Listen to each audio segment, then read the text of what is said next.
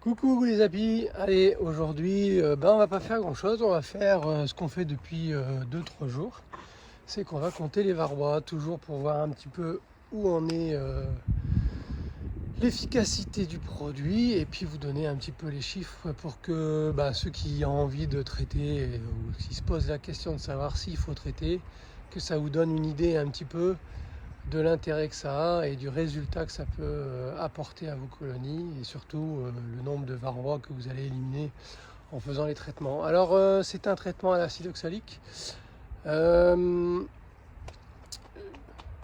avec le recul, je me rends compte qu'on aurait peut-être pu aussi faire une comparaison en utilisant deux traitements différents. Donc celui à l'acide oxalique et puis éventuellement un autre par dégouttement. Comme il y a 3 colonies qu'on n'a pas traitées, on verra parce que je vais probablement les traiter quand même à la reprise de la saison. Et on fera la même chose, on comparera et puis on verra un petit peu ce que ça donne.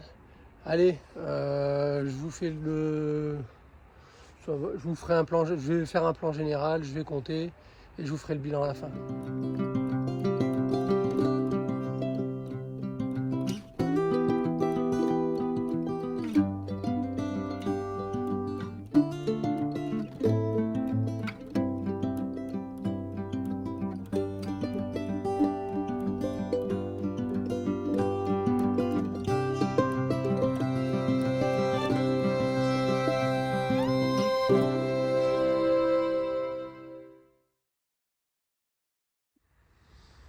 Allez, la petite visiteuse de l'extrême. Alors regardez, hop là, une petite fourmi qui vient profiter des débris qui tombent de la ruche.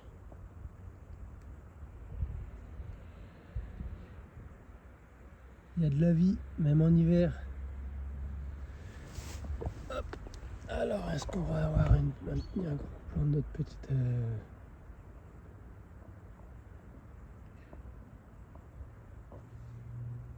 Coucou.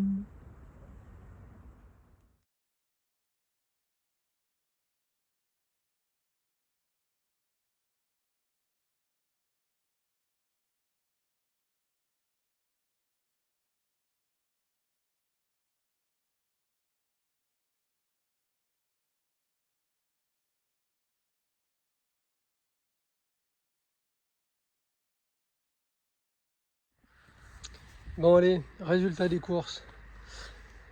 Carreau, on est sur 23. Il y en avait 50 hier, donc on est à peu près sur la moitié. Alors ça, c'est une de nos ruches témoins, elle est toujours à 0. Elle est toujours à 0, c'est une ruche témoin aussi. Ici, Ingrid, elle est à 37, c'est à peu près équivalent de hier. Elle, ça fait à peu près 3 jours qu'elle est sur des chutes qui sont équivalentes. Ici, c'est Ellie, c'est une de nos ruches témoins, elle est toujours à 0 aussi. Julie, elle est encore à 59, donc c'est pareil, ça fait à peu près 3 jours qu'on a des chutes équivalentes, 44, 59, 59. Pauline, elle est sur à peu près l'équivalent d'hier, elle est à 15 là, elle était à 18 hier et elle était le premier jour, elle était à 4. C'est Karl qui a un peu augmenté, enfin Vivi, parce qu'elle était à 15 le premier jour, 17 le deuxième, et aujourd'hui elle est à 42 chutes. Donc on voit que probablement hier il a fait beau, donc la grappe s'est desserrée. Donc on a plus de chutes naturelles des varrois. Disons que par rapport à la météo, etc., c'est pas inquiétant, c'est assez logique. Pour Jenny, on était à 2 et 4. Sur les 2 premiers jours, on est à 41 aujourd'hui, donc c'est un peu la même chose que Vivi, c'est-à-dire que la grappe a dû bien se desserrer hier parce qu'il faisait très très beau. Et du coup, ça a amélioré la chute des varrois et surtout le nettoyage des alvéoles, si les abeilles étaient dedans. Pour Isabelle, il n'y a pas trop de changements. On était à 2 et 8, là aujourd'hui on est à 5. Et on va finir le tour ici sur... Alors Noah, elle était à 10 et 9 et là elle est à 6 aujourd'hui. On est encore sur à peu près équivalent, c'est un peu... On arrive à la moitié. Zoé, elle était très très faible à 3 et 0 et aujourd'hui elle est à 6. Donc on reste sur des chutes qui sont assez très très modérées, je dirais. Et donc ça fait quelques colonies qu'on pourrait éventuellement favoriser en sélection. Si le reste du comportement et de la biométrie est satisfaisant. Pia, alors Pia, elle était à 22, elle est à 18 et à 19. Donc elle est sur des zones équivalentes. Et enfin, donc Marie et Gégé, donc Marie, elle est à 32 Marie, et Gégé est à 33. J'ai plus les chiffres en tête d'hier, mais je verrai bien ça, et puis je le mettrai de toute façon dans l'incrustation de texte. Voilà pour le bilan du 3e jour de traitement.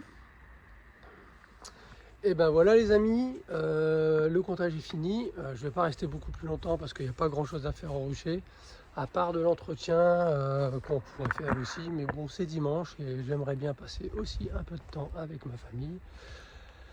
Alors je vous dis à ciao la bise, et je vous prépare la petite vidéo pour que vous soyez au courant de comment ça se passe et de l'évolution des colonies. Comme ça vous pourrez comparer avec les vôtres, ou au moins avoir une idée de comment ça se passe quand on fait de l'apiculture et qu'on souhaite traiter contre le varroa. Allez, au revoir les poules, au revoir les abeilles, ciao la bise.